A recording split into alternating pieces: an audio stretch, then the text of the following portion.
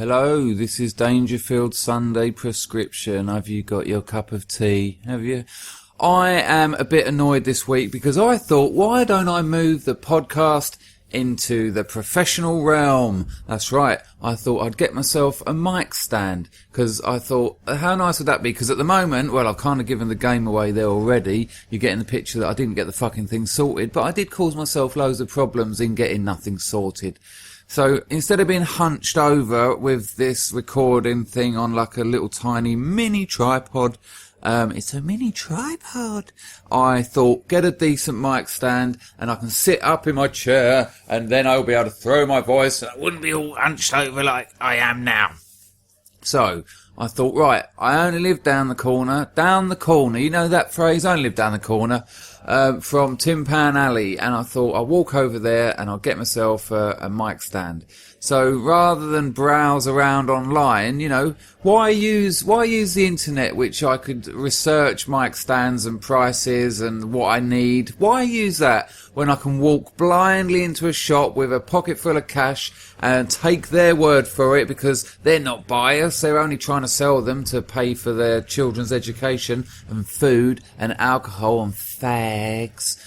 So yeah, I've walked in there and before I knew it, I got into that sort of, I get like the thought version of tunnel vision. Suddenly I'm just looking down very thin idea strands. You know, it's the string theory of thought. I'll have to excuse the noise, it is sunny, the window's open, but ambience check, people like it. It seems to be that people want to know where I am. They like the geographicana of the ambience, so no problem, we'll go with it. So I've walked in this shop, string theory akimbo, and well, I walked out 20 minutes later with a fucking £35 mic stand, not really knowing why, and on the way home just thinking, hang on, this seems like a lot of money for a couple of bits of metal. Got home, didn't fit my recorder. Didn't fit the microphone part of my huge acoustic setup I've got here, after he said it would. So, rather than just being patient and taking it back the next day, I thought, why don't I bodge it? So then I went online and I found a little adapter. Yeah, and it was all this 3/7 to 4/8, minus 29, thread gauge, fucking God knows what. I ordered something. Within about 10 minutes I realised it was clearly the wrong thing. Didn't really know how to cancel the order. Thought there's a half chance it might be the real thing. Now, of course, while I was on there, I saw mic stands, much like the one I just bought, for $9.99.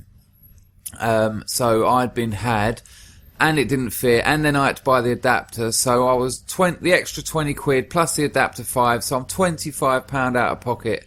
And I thought, fuck this. And then I saw an amazing, perfect thing, like a standard lamp mic stand, so I could clip it to my desk. I have my monitors clipped to my desk. I have the floating office. I can clip the microphone to my desk. And it just was perfect. And that was £8 free postage. And I thought, next day I'll go back to the shop. And they're cunts in those music shops. So, you know, they dress like they're in fucking Led Zeppelin. And they're like, hey, yeah, what's the problem? Slightly more aggressive than yesterday when it's like, hey, man.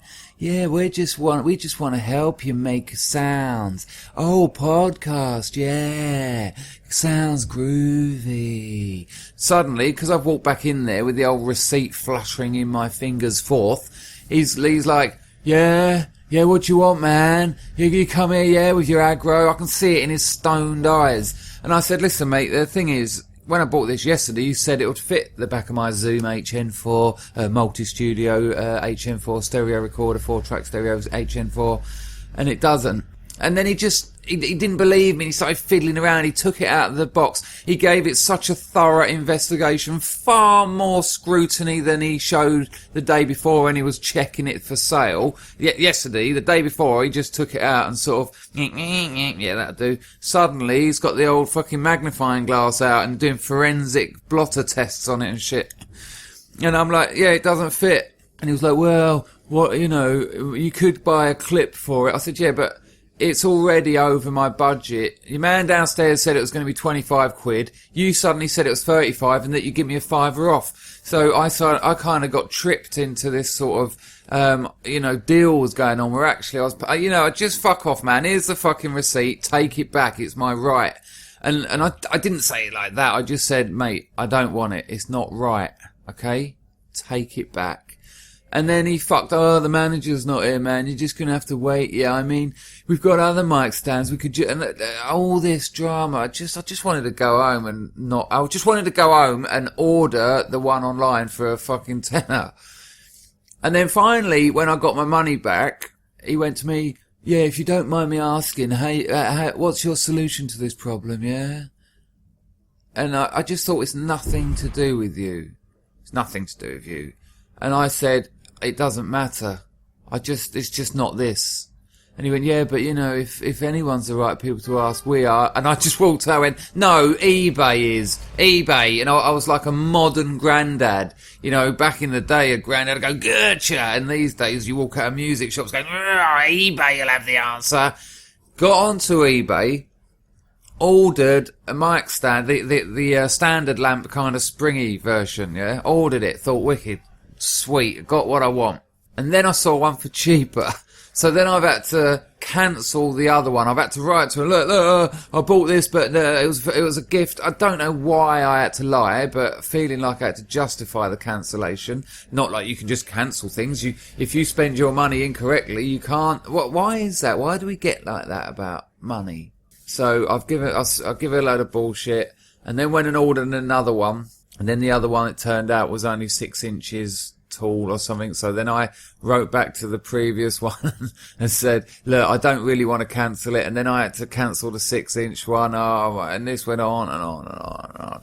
So the upshot of microphone Standgate is 5 days later, after making 4 purchases, cancelling 2, walking to the shop twice, etc., I am hunched over on the floor in front of my recorder, as I have been for the last 4 podcasts, but I do have an adapter that fits nothing.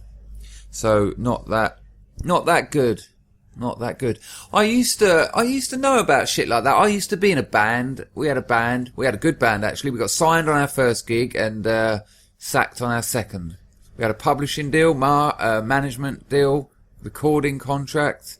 Alex James from the 90s pop outfit The Blur, he was going to produce us. He was into it. Bloke from Madness. Have I talked about this on this fucking podcast? I don't know. Well, it was quite cool. The bloke from Madness, Chaz Smash, Carl Hythe Smythe. He owned this record company and it was all looking good, but I decided to stay in the toilet smoking crack instead of going to the gig in front of all the investors, and so they said, do fuck off, and we did. I'll tell you what I'll do. I'll see if I can dig out... why am I saying that? I've already got it prepared. I've got a little tune. I've got a song from my old band that I'm going to outro with this week. Oh, yeah, how exciting. You're thinking... Did you hear the fart mobile? The fartmobile go there, fart mobile. It's like loads of little farts hanging up on bits of string that you put in front of your baby's cot. If you want a fart mobile, it's fartmobile.co.uk, and you can buy all sorts of smelly, stringy hangers. Yeah, I'm gonna outro with one of our old tunes. So there you go. It's been a weird week. Me and my missus nearly died. That was quite interesting. This is what happened. So Sunday night, yeah, we like to have a lovely bath. I am blessed. The good Lord Yahweh has given me a fucking massive, overindulgent, unfairly privileged bath situation. Have I talked about my bath? I certainly will again, and I'm certainly going to now. I have a fucking massive, beautiful, freestanding, cast iron bath with the old feet. You know, the feet that sort of stick out and show it sort of standing there like a big strong bath. Yeah, I've got a big angry strong bath, and it takes about a swimming pool of steaming water, and I got in first, and there was a few bubbles. We like to have the bubbles. If you don't have bubbles, it's like being in a gulag. I've been to so many rehab centres where there's no bubble bath, and it's a little bit. If you don't have bubbles in your bath, it's a bit like a concentration camp. I just think it is. There's something about that. I used to do it all the time. I'd never indulge myself. I'd get in a bath with no bubbles and, you know, you just feel like you're being defleed or something. It's not right. So, anyway, we've got the bubbles on the go. The missus is poncing around in the front room, yeah, in the east wing.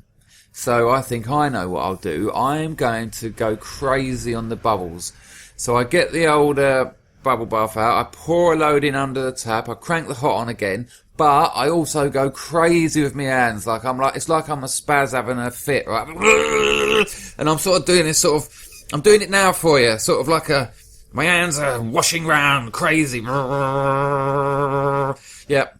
And, you know, I'm generating Bubblania, yeah? The place is turning into an amazing realm of big foamy clouds. And honestly, they're standing about 2 foot tall out of the bath. And the bath is already, I suppose, 3.5 foot off the ground. So it looks like a giant ice cream, yeah? And it's amazing, and you can't see me.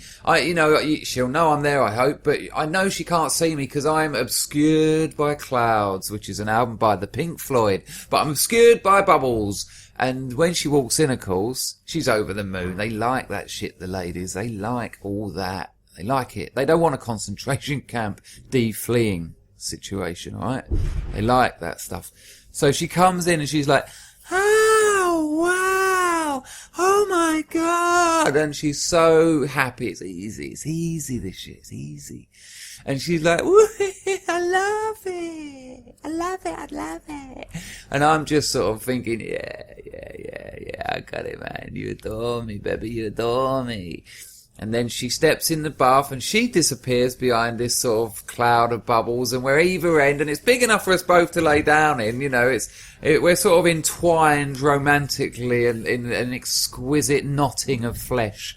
And then there's just all these bubbles in between us. So we kind of do this Moses bit where we part the waves, yeah, and so we can see our faces through this sort of corridor of clouds, and it's lovely. And to my credit stroke massive embarrassment, I place a few bubbles on my outstretched palm, and I decide to blow her a frothy one, yeah? So I sort of go, and this sort of gorgeous, if you're a gay or a lady or me, explosion of tiny frothles flies towards her, and she goes, and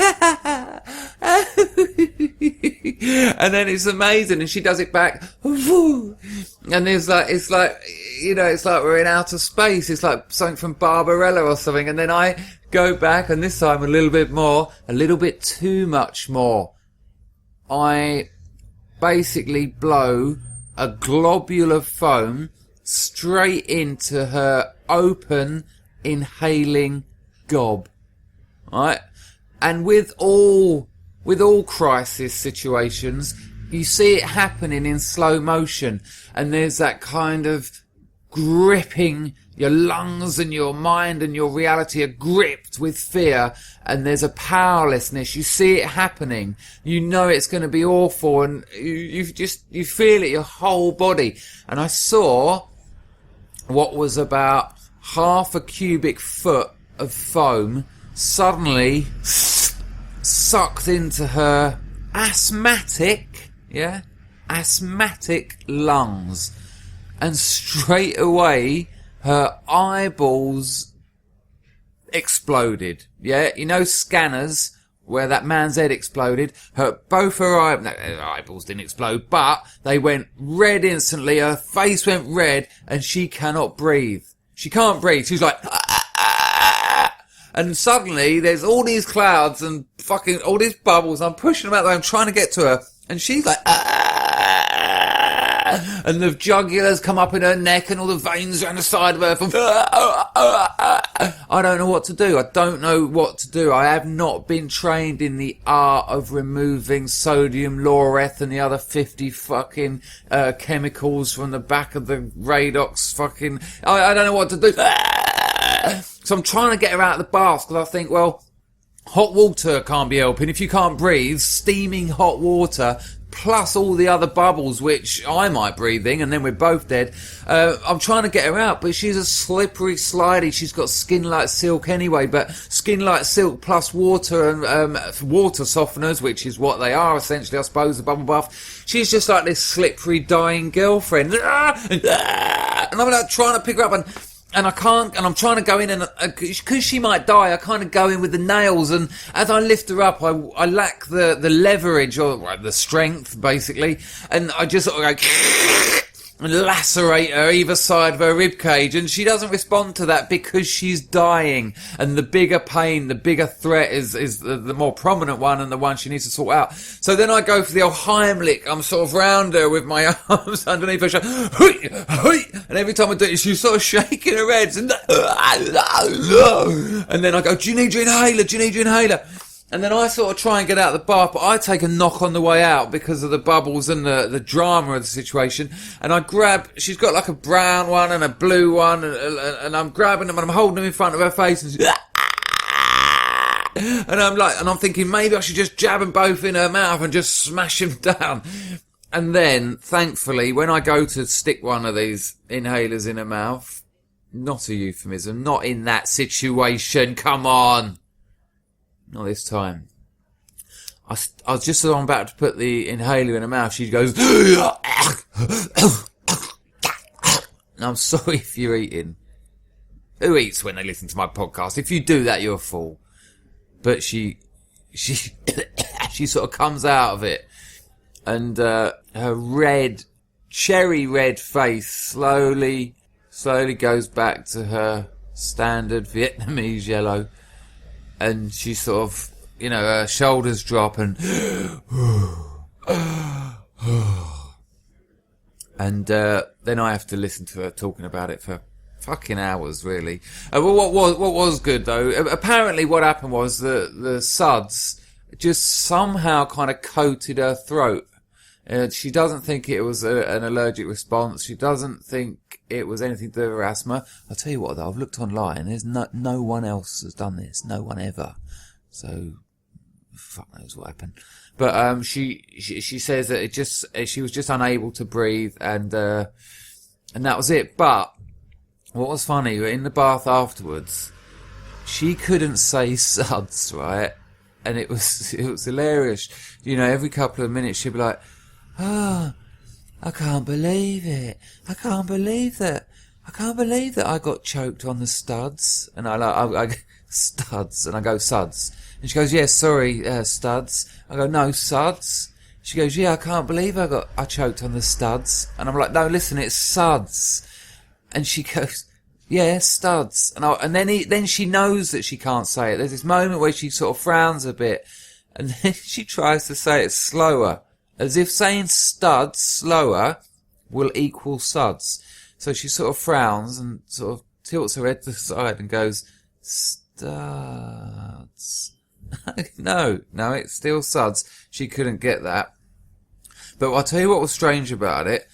After it all happened, she said to me later on that day, she said, "Well, you can talk about that in your podcast, can't you?" And I went, "Oh, yeah. So I got my little notebook out and I just wrote down, girlfriend, studs, death in bath. But she's kind of watching me take the note, yeah. So I sort of move. I don't like people watching me take notes. But we've got an understanding, me and my missus. I'm a writer, yeah. I write. I'm a performer. And I keep a lot of notes. And notes are very personal. And we have this understanding that she doesn't look at my notebooks. Not that there's anything in there that would upset her, but there's stuff in there that would upset me. My first writing is raw. It's bare. I'm having a sip of tea. You might take this opportunity to sip some of yours. So we have this understanding, but I think she felt because it involved her directly, and she said, "Oh, maybe you should write about this in your podcast." She felt like she was somewhere involved, so she's got a bit closer and she's over my shoulder. I'm like, "What are you doing?" She said, "Well, I just want to know what you're going to write." I'm like, "Well, I'll just talk about the situation with the suds." And she's like, "All right." And you know what it got me thinking about? There's this thing with comedians. What you do is, you tend to process, not only comedians, I imagine all sorts of writers and creative types, you tend to process a lot of your experience through that lens. You know, when something happens to me, good, bad, indifferent, exciting, intense, intimate, you know, at some point I'll process it through the lens of, can it be a bit? Can I get something out of this that will be interesting for a show, for a bit of writing, for a set, for the podcast, you know? And as you develop as a comedian, I'll stick to talking just about comedians here because I think I'm allowed to a little bit. As you develop, the time it takes between the event happening and you looking at it through a performance lens starts to decrease. Yeah. So when you first start, you're thinking of things that happened years ago and writing them down and how you're going to put them in your 5-minute open mic slot at the weekend. And then as you've got a few years, that, I think maybe with every year it closes down a few minutes until it gets to the point where as you're experiencing something, you're already looking at it through, can it be a bit lens? Do you know what I mean? As it's happening. And when that happens, when every moment of your life is always already immediately a potential bit, then, and only then, can you call yourself a comedian?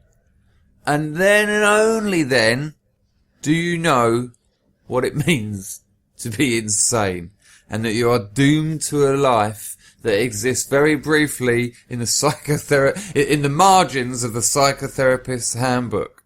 It's inappropriate. It's no way of living. It's like a drug. It's like you're taking the feeling out of the event. You're not experiencing it.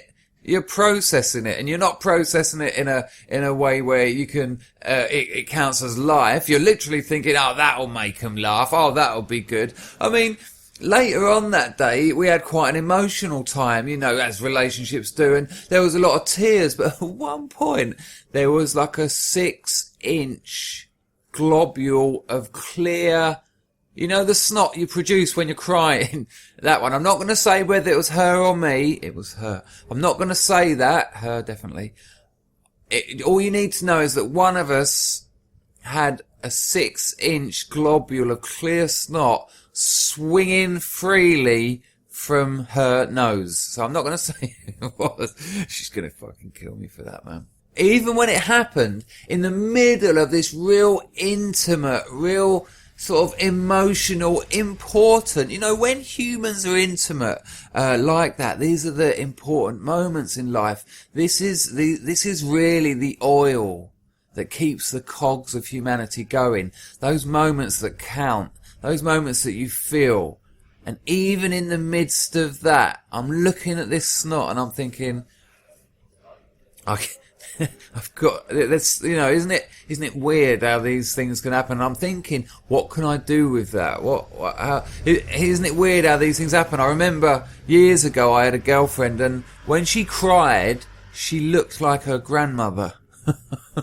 and that's not a good time to have something remind you of a grandmother. You know, I was in a relationship with her, an emotional moment. It was one of those times I just spoke about, and we're there and we're young and the stars are above us, and she's crying her eyes out, and I'm thinking, oh man, you look rough.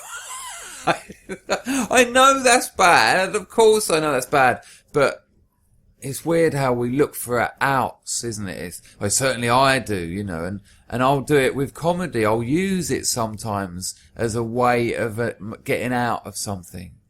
You know, I think blokes do it all the time with banter. Bants. You know, there's some serious stuff being spoken about, and you kind of diffuse the situation, but I'm not sure how healthy it is in a relationship. I certainly will cop the wrath of my missus after I told the world that she had a 6-inch. I really shouldn't keep saying it, should I? Really shouldn't. Okay, but that's not all. If you remember, if we go back, I said it was a double death week, because of course I nearly died too. Later the same night, after the snot, man, I haven't stopped talking about it. I'm in so much trouble for this. And she knows she'll be like, did you mention it? Did you mention the bubble death? Did you mention the bubble death? And that, she'll be so excited until it slowly becomes essentially Snotgate. And my weekend is ruined from Sunday onwards once we listen to this. See what I do for you? See, I'll put myself on the line. Sur le line. Right. So later on that night, we're having dinner, and she cooks me a good roast, man. On a Sunday, we have a lovely shoulder of lamb, Yorkshire pudding, all the trimmings, fucking great. I love it. I would never eat that. Yeah, I wouldn't. What I mean is, I would never make it. She makes it, I eat it very quickly. She spends 3 hours slaving over it, and I've like lifted the plate up and just sort of dammed the food into my mouth with the knife on its horizontal plane, and just sort of cough it all back. Go, nice one. But it was absolutely gorgeous. But because of the speed I ate it at, and because I don't bother chewing the lovely, lovely shoulder of lamb, what happened was, you know that bit of fat that runs down the side of it, which you leave on, there's a bit of flavour there, very thin bit rolls, running along the edge of it, much like the snot. Imagine the snot, right, this is snot heavy, man, I can't stop myself. But I put this bit of meat in my mouth, I've rolled it up, you know what I mean?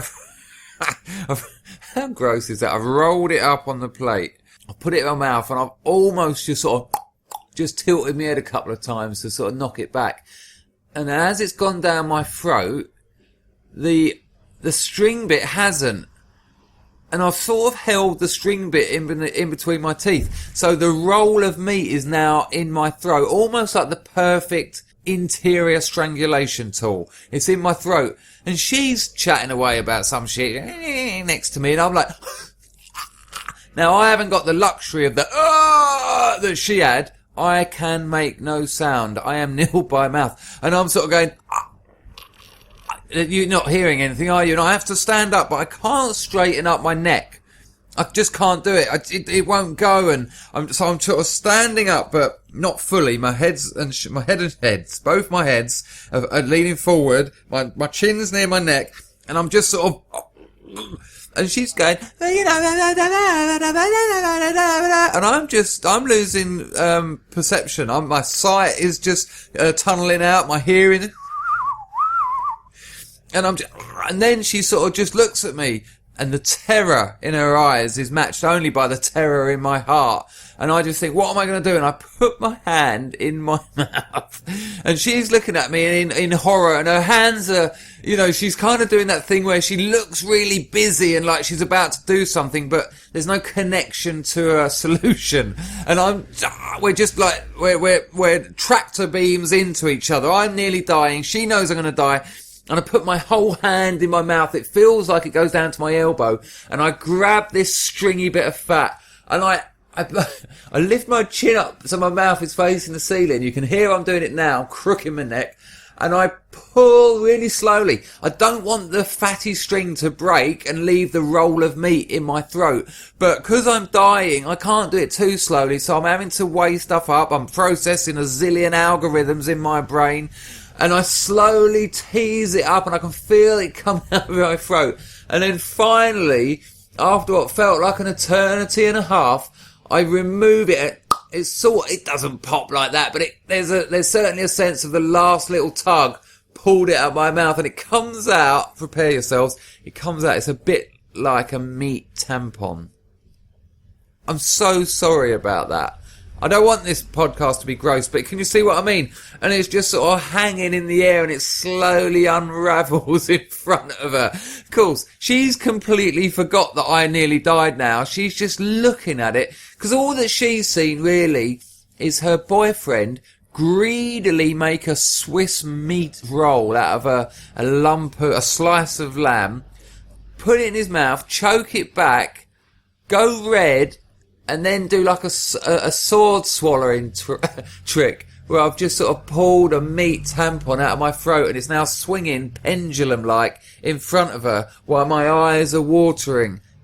And she just sort of, like, she's got that look of someone who's got their fingers just gone through their toilet roll, or they've bit their nails and there was a bit of something that shouldn't be on it. And she just went back to her dinner. None of the dramas that we had. We didn't talk about it for 5 hours later. She's just like, well, that'll teach her to eat too much meat at one time. You should chew it. You should chew it. You should chew it. I didn't want to dwell on snot, but there's this other thing, yeah. I was walking down the road about midnight the other night, and I had like my left nostril is a bit busier than my right nostril, and I could feel there was like some fluid coming down it, and I didn't have a tissue or a hanky on me, and I sort of put my finger up my nose, sort of hooked it out, and then just flicked that, and I saw it sort of a few foot away from me and hit the ground. And as I'd done that, as I've basically flicked snot out of my nose, I suddenly just stopped. I just stopped walking, and I realised that is something I do. This wasn't the first time. I suddenly thought, hang on, at least, 3 times a day? I will stick my finger up my nose, use my nail as a shiny, wipe clean surface to prise out liquid snot and flick it. I do that. And I was stopped in my tracks. I was like, what the fuck? I'm 43 years old and I flick snot. And I was devastated. I had a fucking lovely handmade suit on, a nice pair of Cutler and Gross handmade vintage glasses, a beautiful pair of shoes, stuff I've worked very hard for, been really lucky.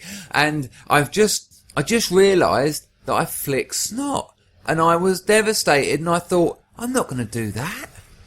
I don't want to be doing that. And I realised I've been doing it for as long as I can remember.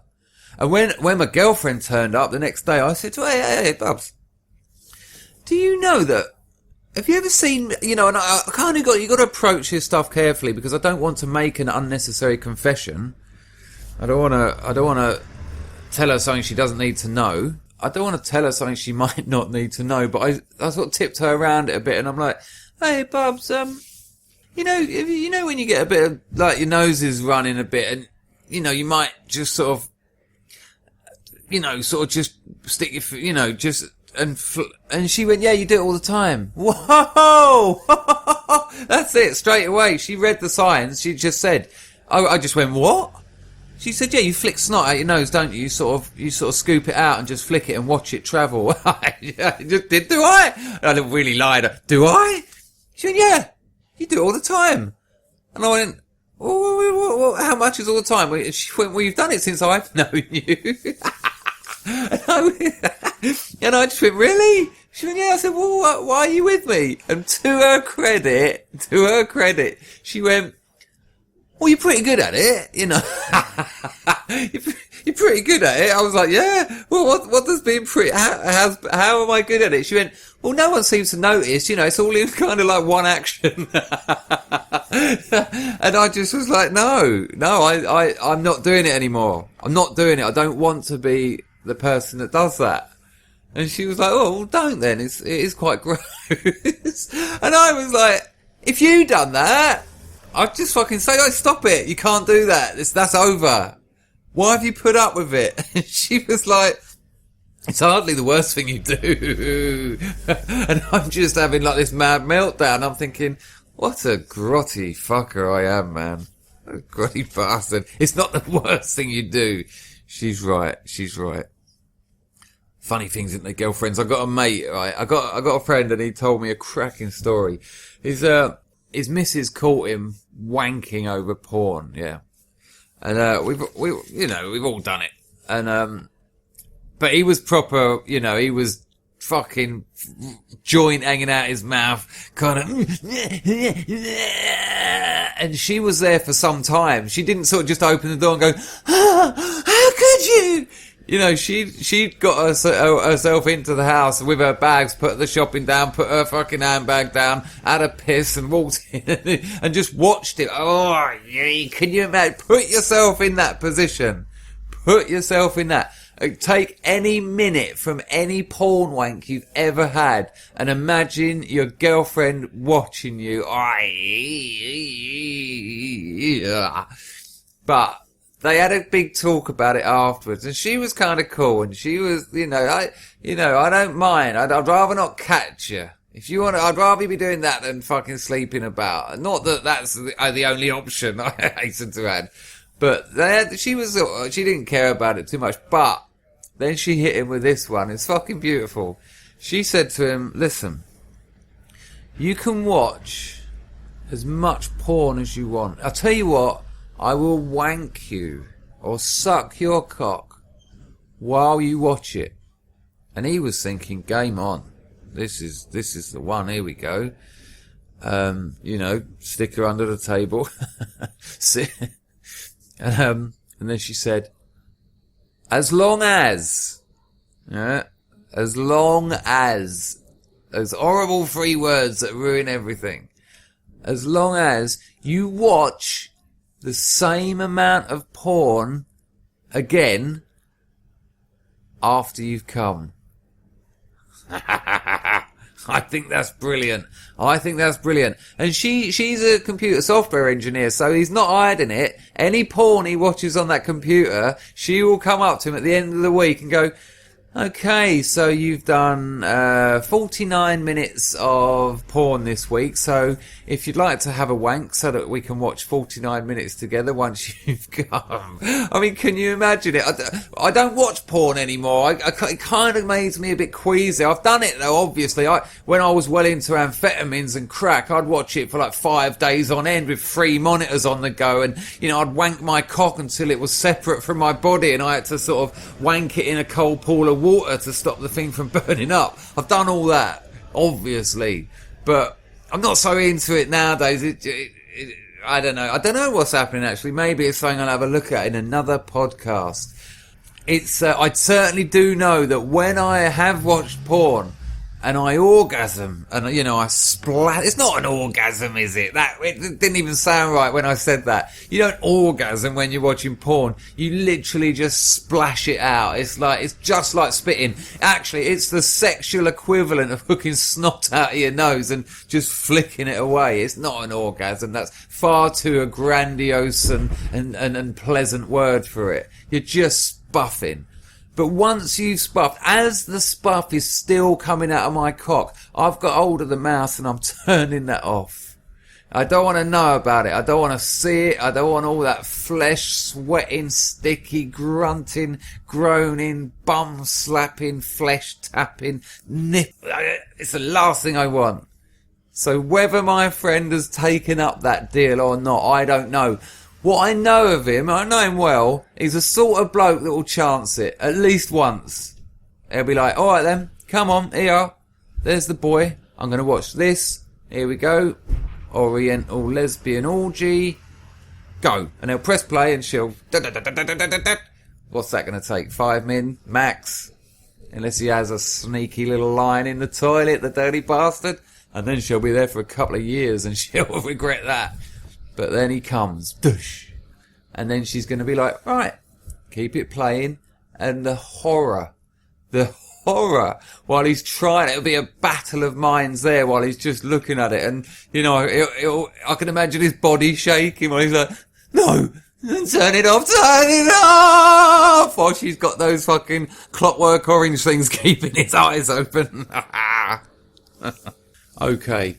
In other news now, it turned out there was a few television executives in my gig the other week, and I've got meetings with them coming up in the next 2 weeks. Sort of exciting. I can imagine if I was a young, new, fresh comic, that would be really exciting, because when you start comedy, that's what you want. You're like doing these shitty little gigs and you're thinking, oh, I hope there's an agent in the room. I hope there's a TV person in the room, because when they see my amazing skills, they will discover me and they will make me a star. And obviously it never works like that. You don't need an agent until you got work. It's bullshit. There's this mad myth that you'll find an agent and suddenly you'll be a great comic and everyone will want to book you. And it really does happen the other way round. I remember, lovely lady, Lisa White, glorious management. She used to come to my gigs when I first started. She was keeping an eye on me. And one day she came to a gig and it was all right. And she said to me afterwards, I said, so what do you think? She said, yeah, look, here's my email address. And I thought, wow, great stuff. And when I wrote to her saying, well, what's going to happen? Bearing in mind, I'd been performing for 2 fucking years, right? So I was shit. She just wrote back and said, well, when you get some contracts and that need looking at, let me know. So, and also, my meetings to things happened ratio is probably about 1 million to none. Yeah, I have had so many meetings where you sit there with executives and money men and all this lot, and they're like, yeah, because, you know, what, we really like you. You know, you're a whirlwind, you're a whirlwind, and it's just a question of, you know, getting that whirlwind out there. And they got all these shit ideas on the whole, and then they keep talking, and they keep talking, and then there's another meeting, and then there's another meeting, and then they take you to see something. I kind of think this is a sort of thing that we, you know, I just want you to watch it as far as content goes. Just watch it as content goes, yeah. And it fizzles out and fuck all happens, and really they just had lunch with you a couple of times because you're more interested in all their cunting friends.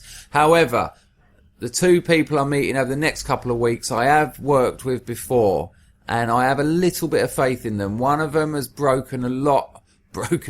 I need to qualify that. One of them has broken acts onto the television. I've done a little bit of telly, but there's not much I can do. I don't want to do fucking panel shows. I don't want to present shit.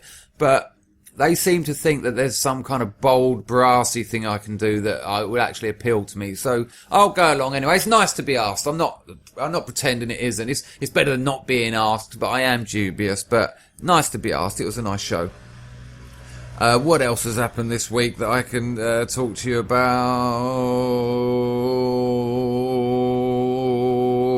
Dunno. Oh yeah, I know something. We've booked to go to Cambodia. We're going to Cambodia. Me and the missus are going to Cambodia. And again, really weird actually. I've been there before, and I stayed in one of those murder hotels close to the airport job is, with cufflink wear on the paintwork on the horrible mental hospital bed, and, you know, a little bit of blood in the bathroom and all that. And I said, oh look, this hotel's only $25 a night.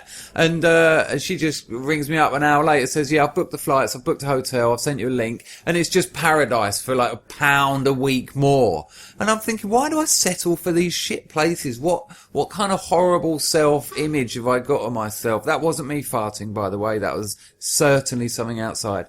But why do I accept shit? You know, it's been about £15 for the pair of us more for 2 weeks to live in this absolutely beautiful, open-sided, balcony-bedded, living room, just a palace to me for an extra 15 quid. Rather than in what essentially looked like Belmarsh in Cambodia that I said, come on darling, let's go stay here and have a shit time. And she'd booked it all up, and we're going to Cambodia, and that's exciting because I'm going to take my recording equipment and I'm going to do a couple of Cambodian podcasts, which will be, well, they won't be Cambodian. I won't be talking in Khmer because I can say none words in Khmer. But I will be recording them from Cambodia and using the technology we have at our disposal to get them to you. So that's quite exciting. I think we're leaving in about 2 weeks' time. I think there'll be 2 while I'm out there. So I look forward to the Cambodian podcasts. But the interesting thing, the reason I mention that is because it got me thinking about the plane. I'm so scared of flying. As I've told you, I will be filling up on Xanax and Valium and God knows what before I leave my house. I rarely remember the tube journey up there. I certainly don't remember the flight. I remember when I went once to Thailand and we changed to Abu Dhabi. They carried me off the one plane and on the other. No problem there. Thank you. I was like a baby, like a young child being woken up. You know when you go to sleep in the back of your old man's car after you've been over your nan's or something, and they sort of pick you up really gently, take him up to bed, yeah? But you're awake. You're sort of thinking, I'm having it off here. Well, I kind of do that when I get carried on and off planes. I could easily walk, but I'm just thinking, why bother? This is great. Thank you. So, I was thinking about all that, and I just thought about that plane that fucking, you know, the old German wings.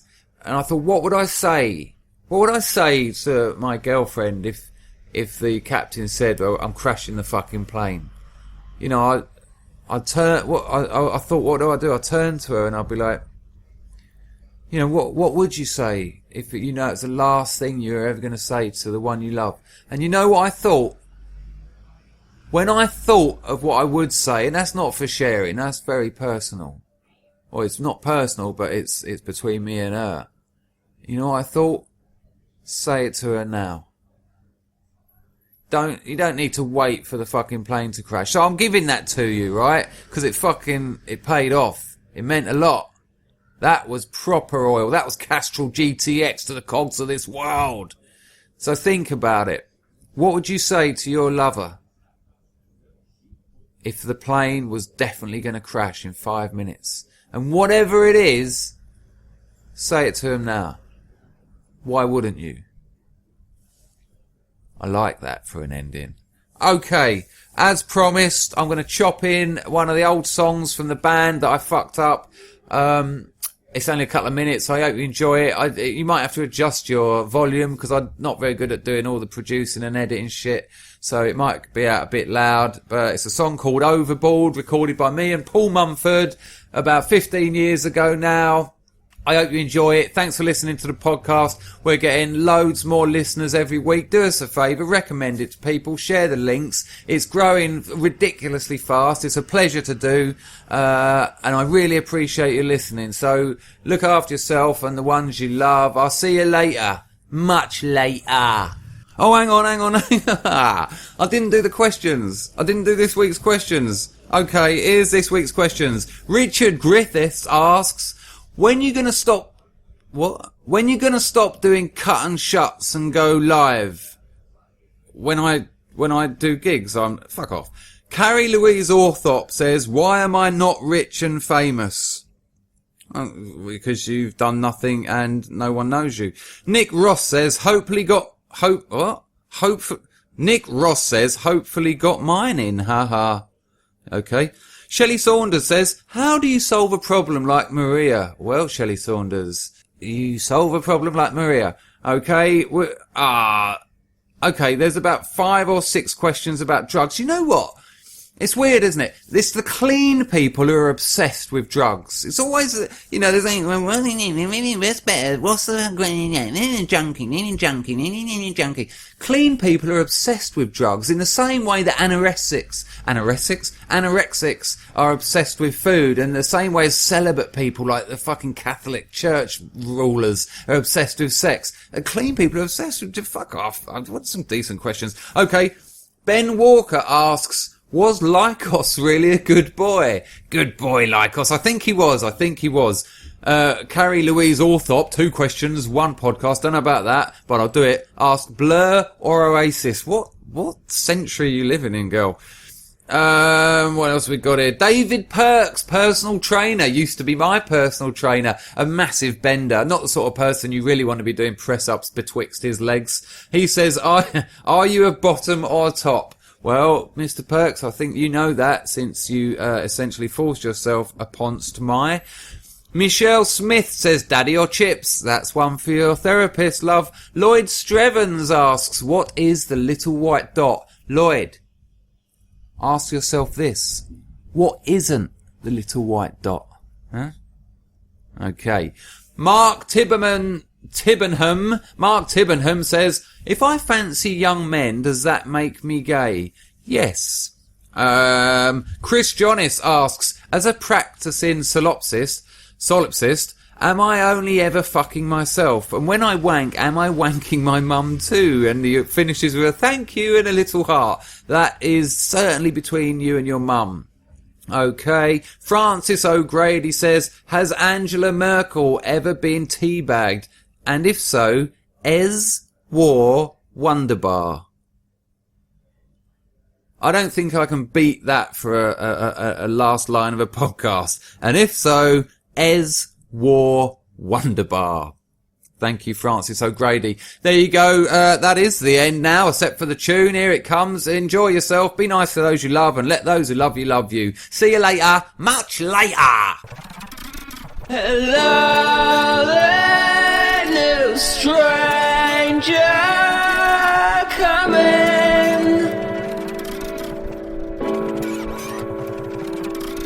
and what you been doing,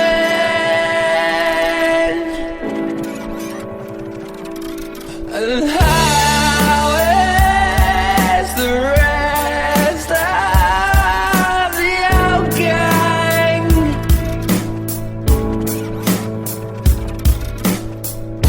But don't like me now, it's alright. I didn't like them much much then. Yeah, I'm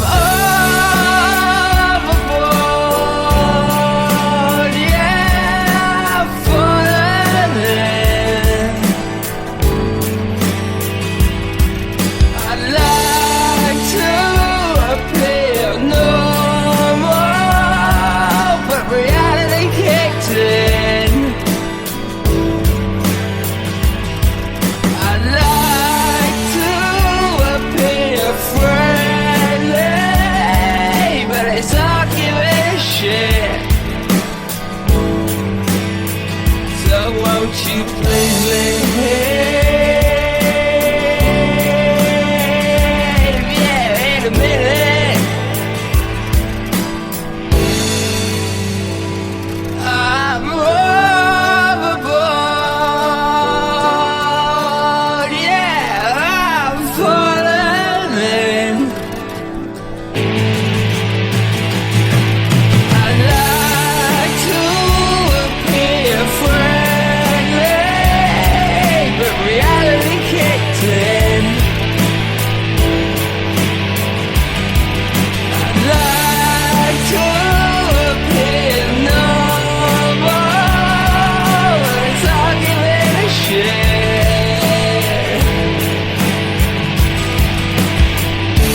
I used to have an unspoken word to rumble.